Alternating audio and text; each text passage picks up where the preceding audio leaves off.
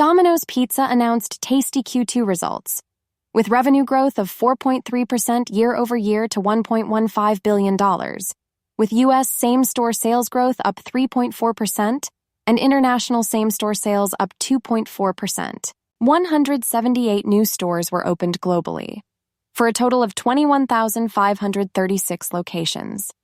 Free cash flow margins were strong, at 14.61% in Q2 and 14.78% in Q1, averaging 14.7% over the past 2 quarters. CEO Russell Weiner attributed the healthy quarterly performance to the successful launch of the company's first stuffed crust pizza and the expansion of delivery partnerships with Uber Eats and DoorDash. Domino's was a late entrant into stuffed crust pizza and delivery aggregation channels, but is now leveraging these to drive market share growth.